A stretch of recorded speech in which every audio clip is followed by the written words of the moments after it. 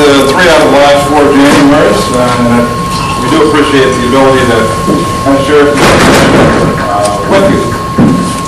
I've got I don't know if you call it a potpourri. Is that like a whole bunch of different stuff? Yeah. Okay, I got a potpourri of different fire safety kinds of issues here. I used this last year. It was used on the meeting notice for tonight. And I stole this, I think I told you this last year, from Mike Mungy, Fire Chief in Faribault. And he kind of uses this with all the public education stuff he does. And I use it just again to emphasize the fact that, you know, we spend a lot of time and energy and money, in fact, in putting into things that really aren't prevention. They're really not fire prevention. Right?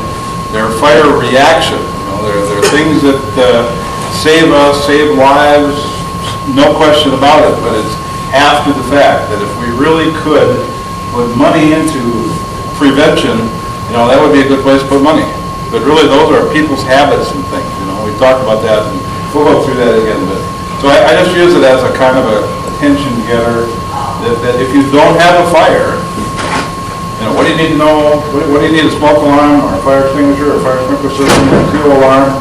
Have 2 exits out, or practice your escape plan. You know, you just don't need that because you don't have a fire, so you need that.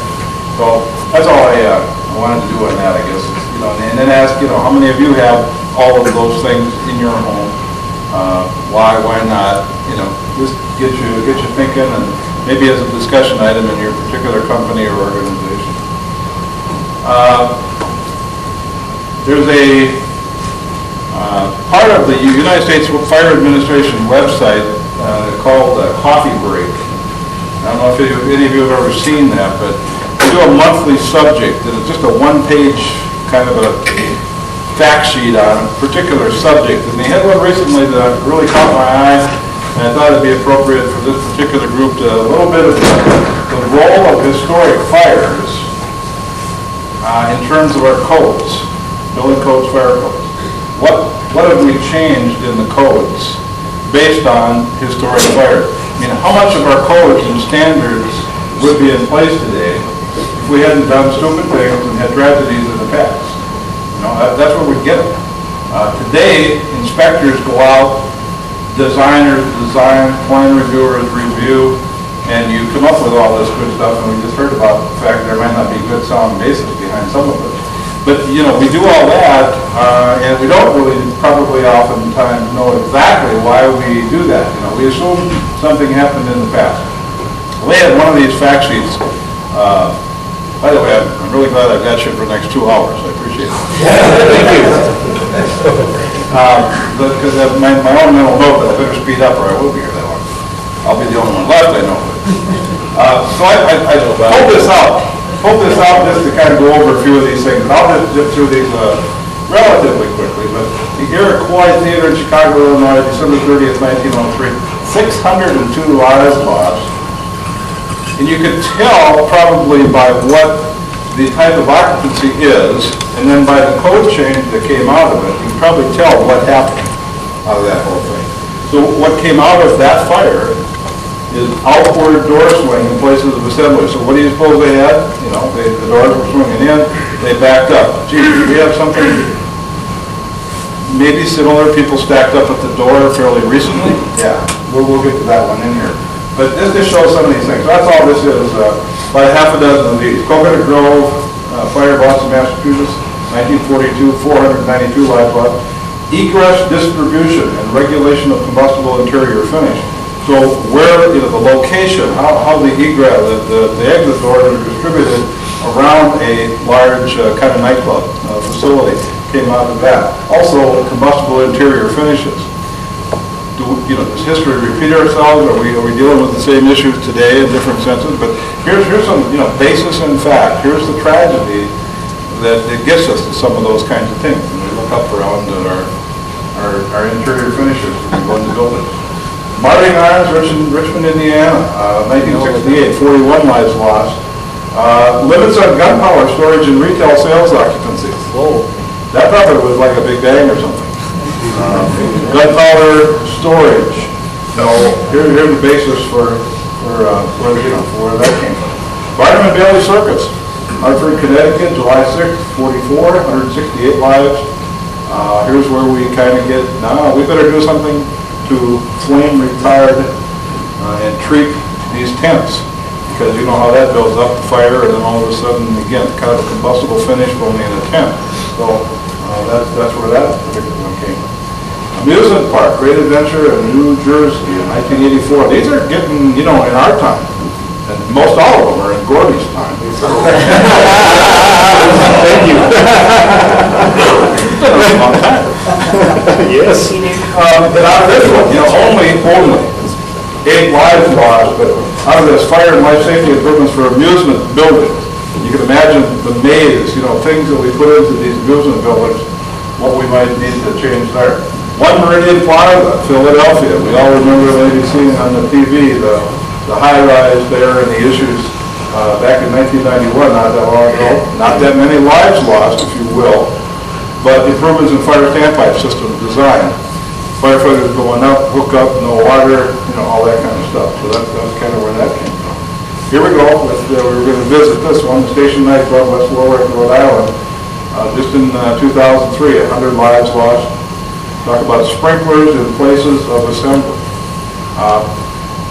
The Fine Line Club here in Minneapolis, right about the same time. Or the week before. A lot of national attention on the this versus that, because Fire Marshal at the time, Deegan, wrote up a real honest report kind of on what the circumstances were around that. You put that up against this, and it's just like, night and day, and well, yeah, we've got to do that. So that's the kind of the general. If you're interested, usfa.dhs.gov, NFA, a whole bunch of stuff here, but you go on to the United States Fire Administration website, and if you probably did a search on coffee break, and that's what it's called. It's just a one page, one sheet kind of a deal. Comes out every once in a while, and there's just some neat facts on that whole.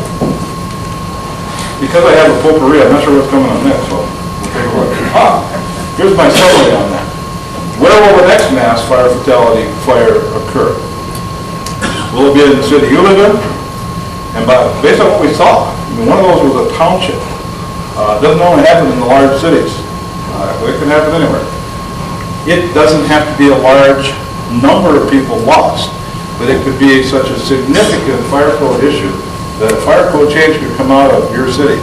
On one hand, you'd like to have that recognition maybe, but on the other hand, it's not the way to get into the fire code. What will be the code change that comes out of the next tragedy? Who knows? Can we predict the next tragedy? Some of you know Gordon Graham does a lot of teaching on risk, and especially in the fire service. He's a California highway trooper. He has a philosophy that if it's predictable, it's preventable. In other words, if we can sit here in this room and can think of and know of a fire hazard, something, I know, how many of you ever, after a fire or a tragedy, said, I knew that was going to happen? Sure. Yeah? Well, the philosophy is, if you knew it was going to happen, you could, hypothetically, if you had control over all of that, you could prevent it. So, can we predict the next tragedy? And certainly, the people that do codes are wonderful code committee that works on building codes and fire codes. They're looking to predict. They kind of know where this thing is going. You get involved in writing standards and codes, you deal with that all the time. Quick one on fire code, state fire code in Minnesota, adoption history. Building code was adopted back in 72, fire code adopted in 75. This is old news to some of you. And many municipalities actually had local codes before that, before the state had this. We heard Scott talk about the white paper on the state building code becoming a standard for the state.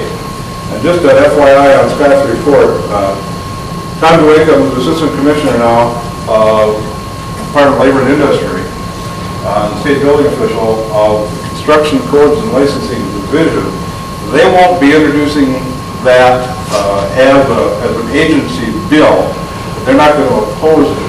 We hear that the Builders Association of Minnesota is the one who's going to introduce it, and CCLD and DOI aren't going to oppose it. In fact, they would allow that to be put onto their They've got a big bill this session for a reorganization to take care of some things that the governor did by executive order last year. Anyway, that's a sidebar on that. In 2003, the state building code and state fire code were coordinated. The adoption of both was done at the same time, enforceable at the same time. No, it's not that critical, actually, that they're exactly enforceable on the same day, okay? But within the same week or two or month or whatever would be good, because you don't want to have them completely off. So that's a good thing. We're dealing with the same situation. May 31st, 07, there was absolutely no written comments when we published the state fire code out for public comment. So that's moving down the path.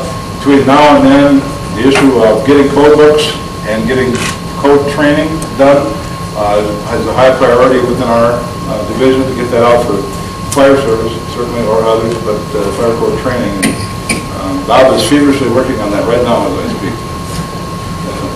How many of you know Bob Dom, the Chief Deputy State Fire Marshal of the division? Yeah. I have this rule in the office.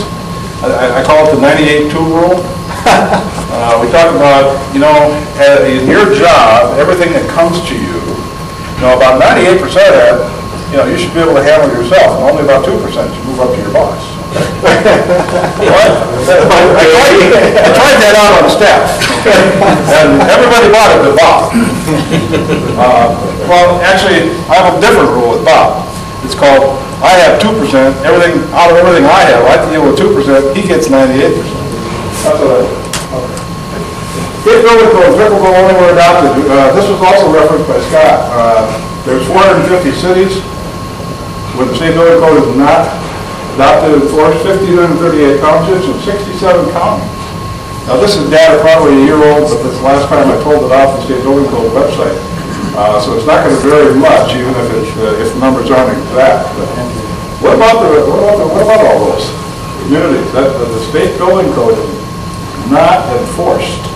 Now, they will tell you, and I'm not throwing stones at anybody, that this is a fact. The state fire code is enforceable statewide, period. It's applicable, Building code is not. There's a huge number of cities, townships, and counties that don't have it adopted as their code.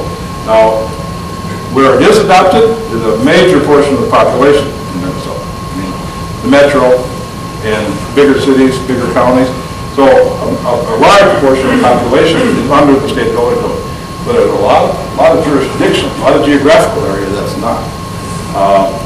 So the issue of state building codes and this whole thing that Scott talked about, greater Minnesota is impacted more by the fact that one of the favorites of the insurance companies is a snow load issue. They'll build these huge agricultural storage buildings in the rural area when it's not a code area. Snow, you get a big winter, which we haven't seen for a while. A lot of snow, the building comes down, the insurance company is stuck with this whole thing, and they can't go back on the builder who didn't build it according to the state building code. They don't have to. That's part of that whole issue. So, fire code is applicable statewide. Assumptions by the citizens that the state fire code is being enforced statewide. And I just put that up there just to say, we don't have enough people to enforce it in every building that the state fire code applies. Smaller communities don't have the people to enforce it. There's over 500 communities in Minnesota with a population of 1,000 or less. How many of those 1,000 or less communities, cities, do you suppose have full-time fire inspectors or full-time building inspectors? Not many. So that's part of the issue. Where are the fire inspectors? Well, they're in the bigger cities, they're in the metro, St. Cloud, Rochester, Duluth, Moorhead, Greater Minnesota is not where the majority of the enforcement is taking place. That's where we see more of a preponderance of volunteer fire departments and volunteer services. And they typically are fire suppression only and not into the fire inspection. The reason I do this is not to throw stones at anything or anybody. We have a big gap. We have a big hole out there in terms of enforcement of codes that, as you see, are developed to save lives and property, and there's a big impact there, but we're not getting to everybody. So that's kind of an issue. Why do we need codes anyway? We have common sense, right?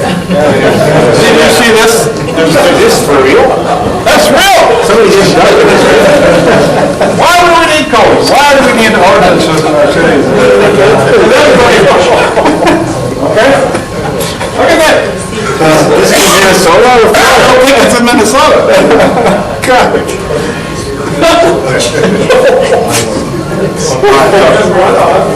Here's what happens when you don't have codes or common sense either one, I guess.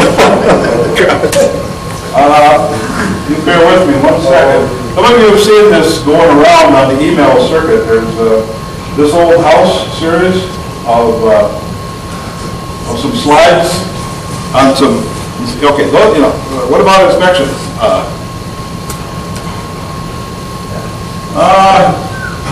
There's your typical.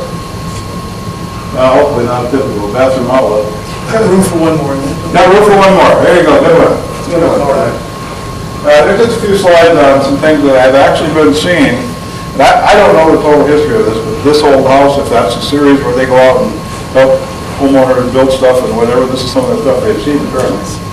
There's some plumbing. The radiator was from 1945 Pontiac. Replace the piping leading into the main drain stack. Common use, I guess we do that. There's circulation. Short run for free flow service. Well, that's definitely at least. This one, I'm not sure, what do you got, 10 feet away and 2 feet higher, I don't know what that is anymore, but that's an interesting one. You don't have flashing or anything to hold the reading in there, I guess. Oh, no. It's just completed stuff. This, all right,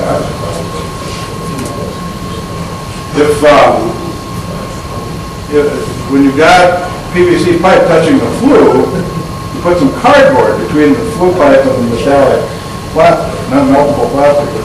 Anyway, the gas was off when they did the inspection, I guess. Okay, let the top a little alone first. Okay, here we got light, not protected light. Look at the bottom. There's a light switch right inside the shower. License. What are you talking about? I said 1, 2, 3, 4, and certification, all this stuff. Who needs it? I don't know if we need that or not. Now, aluminum foil is pretty cool. This section water heater flue pipe is made entirely from the stack coming out of the heater to the pipe. It's all aluminum foil. This was in the crawl space of new construction. It had passed all municipal inspections. I don't know what city.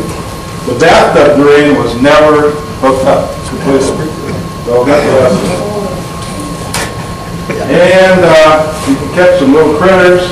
You leave your electrical box wide open and let them get into it. Right between here. Open knockouts on the electrical panel, which they were trying to work on.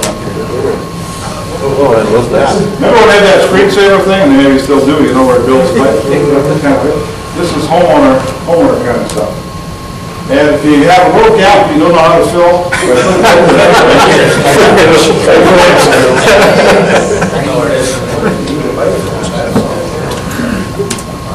and good old duct tape. That framing member that needs a little help, so it's duct tape on there. I'm not sure what Oh, God. See the siding is melting already?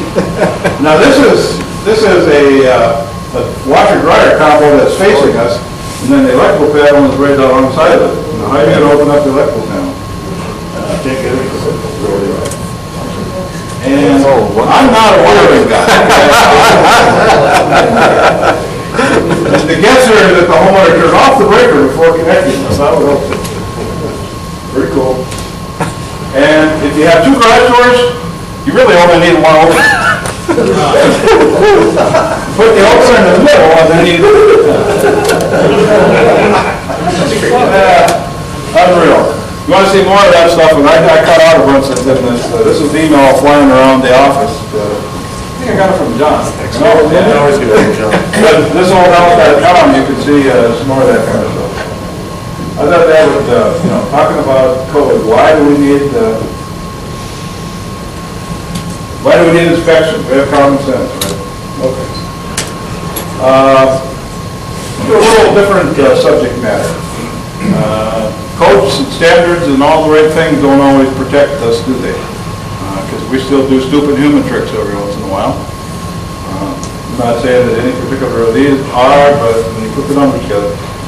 Multiple fire fatalities. Last time I was here, I had 2 slides of these, and it went back over 10 or 15 years. Or multiple deaths on one scene. I added the 06 in here, and it took up the whole blank slide, basically. So, Pequot Heights 4, St. Cloud 2, Bacchus 2, Morristown 2, and Oakley 3 in 06. So we're killing more than one person at a time in Minnesota. I didn't break down the details on the causes and all that. You can go to our website anytime, day or night, click on the link that Bob has on there that gives the statistics on the fire deaths year to date. And like right now, we have last year's on there also, and you can look back at those kinds of details. But you don't need to go too far in terms of inspections and codes and things like that to realize how serious that whole job is that all of us do. You start looking at the fatality. Not a pretty picture there. However, the good news is, for the 4 years that I've been here, the numbers are dropping. Yep, it's all me, yep. The work that plan reviewers, designers, inspectors, investigators, fire, the whole thing, there are so many people that touch fire safety. And it's a cumulative effort, it's a big picture, long term. You don't want, about the time we start saying, hey, this is really cool, we're going to have an upward blip. You can't look 1 year to the next. Look at it long term, and if I showed you a 20 or a 50-year run, it's, from here to here, it's absolutely coming down. There's no question about it. You know what? I got to go in here.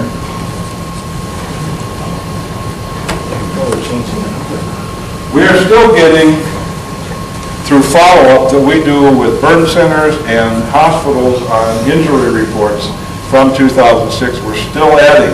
We finished the year about 36 or 37? 36. We finished the year on December 31st. On January 1, we had 36. We had to go up to 37, up to 38, and now just today we have to go up to 39 as we follow up and continue to get fire reports in.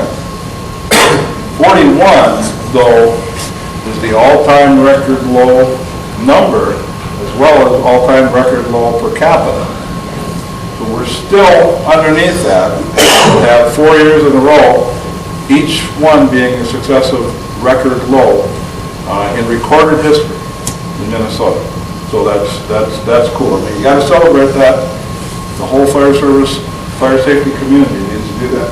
But we still have to leave that on, or maybe adjust it, because we're still, I think, still working on that, and we hope we don't have to go too far. Fire causes remain, men, women, and children. Some of you, you don't have to be as old as Gordy, but you remember Marion Akbar when she was here. She came up with this. We've been using this for years and years and years. I guess she came up with it. Men, women, and children are the three main causes of the fire. But in 2005, we're starting now to assemble all the data on 2006 for our annual report. But in 2005, open flames such as candles knocked arson out of third place. Arson, cooking, and heating had been in the top 3 for a lot of years. The good news is we kicked arson down a notch. Bad news, of course, is we just put another a human element thing. Who's dealing with these open flames? We are people. Men, women, and children. Same thing with cooking, and certainly there's some mechanical things with heating, but not always. For the fire fatalities, in terms of causes of fire fatality, these are all the cooking, heating, open flame, and arson are the leading causes of structure fires. You get into the leading causes of fires that cause fire fatalities. Basically, you can use any of those, and all you have to do is add smoking, alcohol, or drugs. And that's going to take care of all the fire fatalities. That's it. What also comes along with that is no smoke alarms, no working smoke alarms. We find a lot of smoke alarms in the building, but the batteries are gone, or they're sitting on the kitchen counter because they burned the toast, and so took the thing down, didn't put it back up. A lot of different issues like that. at the risk of offending somebody, tough luck. I call it, there's a lot of stupid human tricks. We're not coming up with new, unique, and exciting ways to kill ourselves. We're doing it the same old way. Yes, we're reducing the numbers. Are we getting smarter or what? I don't know. Smoke alarms, sprinkler systems, we're doing some things, but we're still killing ourselves in the same old way. And we tend to, instead of straight talk about human-caused fires, we talk about accidental fires. Oh, that was a tragedy. We got to run down to the local bank and we're going to set up a fund for these people. Oh, this was terrible. When in fact, somebody did something stupid. Now, it's our nature not to, do that, but you'd like to sometimes, I mean, it's going after the point. So, think about that. We just have to start taking personal responsibility for our actions. It's kind of an ongoing theme, but that's, if you think about that, we're doing this stuff to ourselves or our neighbors or our friends or whatever. We still have the great staff that I showed you last time. Yeah. Funding. Somebody asked about this new fire safety account. For the other 3 years I was here, I was always whining about money. I'm not whining this year. 2006 was extremely historic in that a fire safety account was established in legislation. Our division budget is moved out of the general fund into special revenue, where this fire safety account will fund it effective July 1, 07. So we're finishing up the current biennium, and the budget the legislature is working on right now is the 08-09 state fiscal year and biennium. There's a surcharge that will be collected on insurance premiums starting July 1. It goes into this fire safety account that's established, and then a fire service advisory committee that's been appointed makes recommendations to the Department of Public Safety Commissioner. Commissioner can agree with everything they say, or if he disagrees, he's got to send that item back to the committee, and they have to bring something to him. In other words, he can't just say, well, I don't like any of those, I'm going to come up with my stuff. He can only fund what comes to him from that committee. So it's a little bit of a check and balance, and I certainly have hopes that it'll work out really well. The projection of the amount of money that'll be in that account for 08 and 09 is $15.7 million. We got that right? Anyway, millions and millions of dollars in that particular account in that biennium. So again, that's kind of the process. We, for our division, did an overview and a budget request to that Fire Safety Advisory Committee. They recommended to the commissioner that for fiscal year 08, our division get, in addition to our current year-based budget, $983,000. Over our current budget. An additional $572,250 in 2009. These are state fiscal years, so this fiscal year 08 starts July 1, 07. That's how that state fiscal year works. So there's lots of smiles all around the State Fire Marshal Division, and when money comes, and I'll talk about that. Scott, I'm sorry to interrupt you, but on the last slide, you said that the surcharge is coming from insurance premiums. Yes. Isn't that essentially insurance premiums we've all been paying forever anyway in the general fund? Scott's my straight guy. Okay.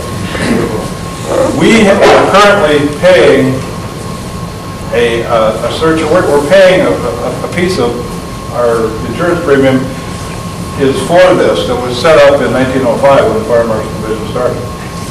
Only it's not shown on your invoice. All right? It's a surcharge on the insurance company's total kind of, all the stuff they write.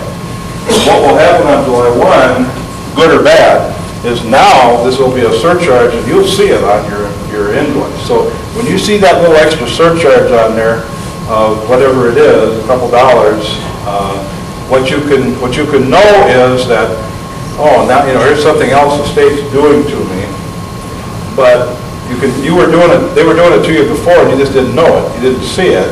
All right, but the great thing is that it's going to fire service kinds of things. Fire Marshal Division budget firefighter training and education, and then the regionalized or statewide hazardous materials or class rescue or other teams that are coming up in the future. It's going for fire safety, which is what it was created for back in April of 1905. Okay? Thank you. There was something before that. Yes. Are permit fees that are collected going? Another still good question. going into We get, this year, the budget year we're in right now, we have general fund money that comes to us. That's out of the legislature, and that's all general kind of stuff. And then I'll step over and I'll say we do currently get there's a special revenue, what they call, and that's where our contract with the health department, that's where our fees for plan review, or our fees for inspections, or that, we get that now. And that stays with us when we go over into the new deal. They didn't cancel out what we currently have for special revenue. That stays with us. It's just now that everything is in what they call the special revenue fund. That answer the question? The fees and things, contracts that we have, money comes to us. No. Not plan review fees. Plan review fees, here's my straight guy again. Sprinkler does it, but school does, doesn't it? Well, yeah, but there's no separate fee for plan review in school. Yeah, but the sprinkler permit fee goes into the general. The sprinkler, plan review fees, everything that we collect, and we collect several $100,000 per year over the cost of the program, and that goes to the general fund.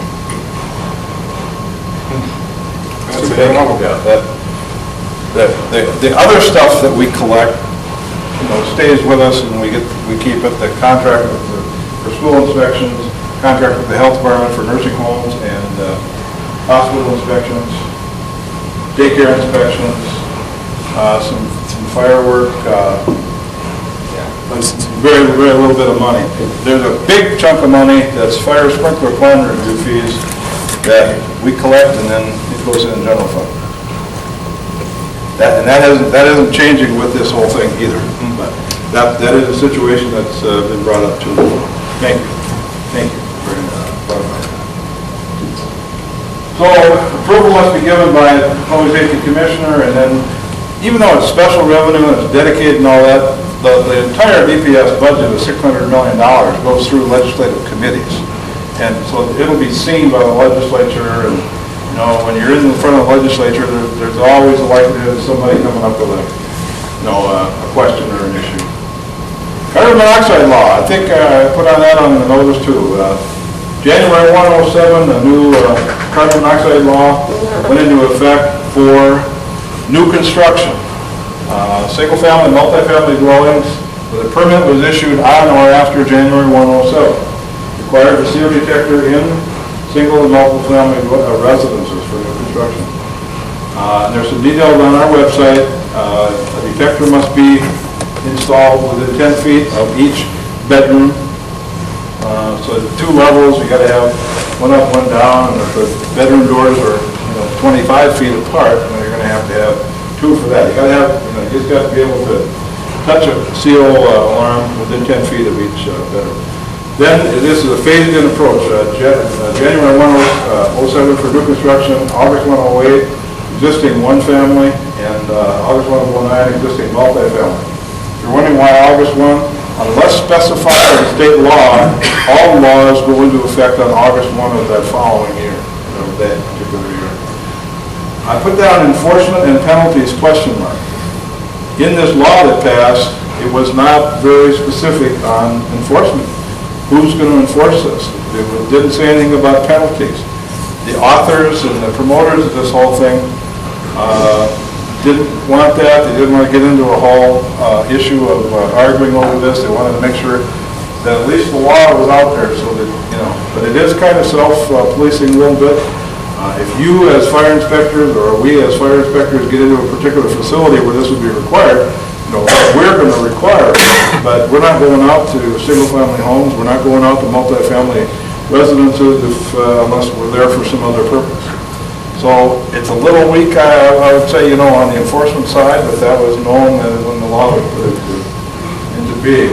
Just out there, I hope that the percentages of carbon monoxide alarms that are in homes across the country are the same as the way the smoke detectors, came into being, you know, and now it's pretty much assumed, and they're everywhere in most homes. Unfortunately, about half of them aren't working. You know, we still have that issue. But we're moving towards safety, and the numbers bear that out. Talked about this last time. You know, the future, fire sprinklers routinely in homes. I'm not going to ask Fire Marshal Zachert how he feels about this particular subject, because I know, model codes have fire sprinklers in residences now, and I suppose you have to say, due to political and all other kinds of concerns, we're not looking at enforcing that, or that's not yet in the codes as they go forward now into 2007. Whether or not we could have got them in there, that kind of stuff has to go through hearings and the adoption process and everything else. But it is, I think we are gaining ground on that whole thing. Fire-resistant cigarettes or low propensity ignition cigarettes. How many of you have seen any of what they are or how that technology exists? The paper actually has what they kind of call speed bumps in it. Paper could burn as long as it's real thin. Okay, but once it gets up to something where you got a wad of paper, it's not going to go through there very well. That's really what it is a series of speed bumps or rings, so that if the smoker is not puffing on that thing, it gets to that speed bump and it's going to quit. It's going to stop burning. That's one concept. I guess there's another concept about something you can put in the tobacco, and I don't profess to know everything there is to know about that whole stuff. That's an issue that's out there. So that will be introduced probably next week in Minnesota legislature. There are 6 states that currently have this law. It's modeled after the New York state law. So 6 states plus Canada have this legislation. And maybe coming to a state near you coming up. Technological improvements, there's things that the fire service especially, detection, sprinkler protection things that are coming up in the future. Regional fire departments, we just finished a recruitment and retention study of volunteer responders across the state. There's a lot of problems in staffing in volunteer departments in rural areas. I think in the future you're going to see some of those combined. There'll be fewer fire departments, and we don't necessarily even have to have fewer stations or fewer firefighters, but I think that you're going to see regionalized or consolidated. West St. Paul, South St. Paul, just combined, and now they're called South Metro. Crystal and Newell combined their West Metro. Spring Lake Park, Buddy Mountain, right where the city we're in right now is one fire department for those 3 cities. So those things are out there. I go back to Steve Conroy when he was fire chief in St. Paul. Well, you do go back. Only Gordy and I can remember that. But he said back in the 70s or early 80s, I mean, he said, where we're going, where we ought to be going is the county fire department. And you can stir up some arguments in the fire service and bring that up, but that's one of those things that's coming. Increased number of career firefighters, not in the all full-time departments, but some number of career firefighters in the what are currently now volunteer departments. You'll get a full-time fire chief, full-time fire marshal, full-time daytime staff. That's where I think where that's going. And 3 major causes of fire are going to remain: men, women, and children. Questions? Yes. Since the vast majority of fire deaths occur in the winter months, as shown by your number, they were December, January, May were the most deadly months. Is there something more that you could do to raise public awareness about the hazards in the winter months, especially? Maybe with some of the money that's been received to bolster public awareness? You know, when we had the Pequot Lakes 4 deaths, we kind of regrouped and just went on a major kind of a public education campaign from our office anyway, and a lot of people got really cranked up about it. You know, it's about putting public education out there. We have some additional staffing out of this money planned in the public education area. You know, in the coming future. But the deaths occur year-round, although yes, heating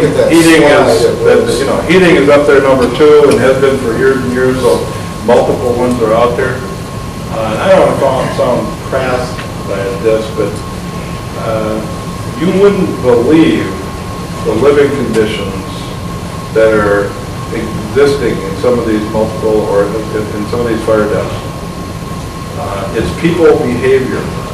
To do what you're saying, to really make an impact on this stuff, we have to change people's behavior. And a lot of the people that wind up in these fires, that's an really uphill battle. I'm not saying it's impossible, but. I noticed, however, that there was 1 in December, 3 in January, and 1 in May, which would be all snowy, wintry type months. So if we can focus there, possibly we can make a difference. We have a monthly public education theme kind of thing that we get, try to get fire departments involved with, and of course we hit on those kind of topics when we do that. And yeah, we need to zero in on where we're killing people and try to come up with new ways of getting out there to the public awareness. Certainly, you're good point. Maybe one for Mr. Zachary then too.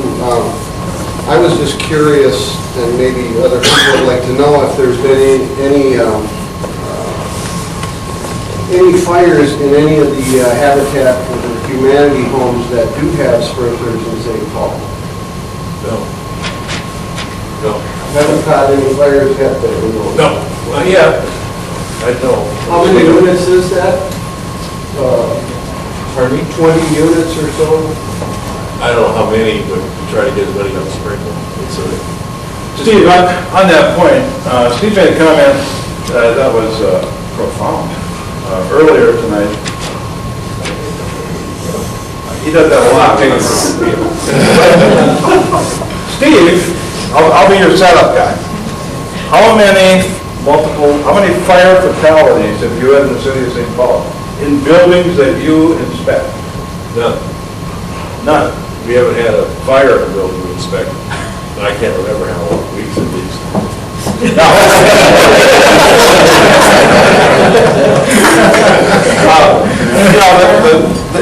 The point being, if you can get to the people with public education, or if you can get into these buildings to do inspections and correct all these deficiencies and hazards, that's a huge impact. The problem is these people are dying in houses. We don't routinely, that's where, that's your castle. We don't, government, you won't let government in. Our city just last week passed an ordinance to expand our certificate of occupancy inspections to include 1- and 2-family rental property. That's anywhere from 6,000 to 13,000 more buildings that we're going to inspect with anywhere from about 10 new inspectors. Get into those dwellings where the fires are occurring. Yep. And that's what, Gordy? Well, along those lines, you mentioned that residential sprinklers in new houses. Now, NFPA and both NFPA 5000 and 101 now require sprinklers in single-family dwellings. The present building code and the IRC do not, but there is a proposal that's going to be presented to the IRC, and that's what Paul has a copy of, to require sprinklers. The question to you is, let's say that does not pass and doesn't get into the IRC or the building code.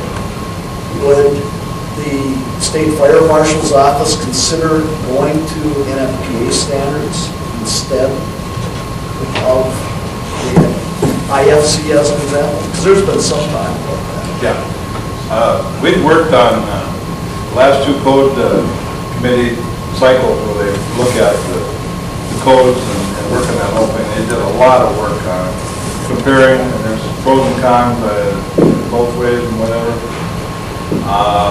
You know, the way we work it is the code committee recommendation to us is what we look. Would we look at it? Certainly. It was some of you that were involved with that, it was pretty close to what I was last time. This time it was like, well, we just switched over to the IFC, so let's not jump around too much here, but next time around, it certainly could be. Yeah, I wouldn't say no. I'll be at the end of my term as state fire marshal, so I can do some wild crap. You're fired. Thank you! Any other questions? Thank you for the opportunity and your time and attention.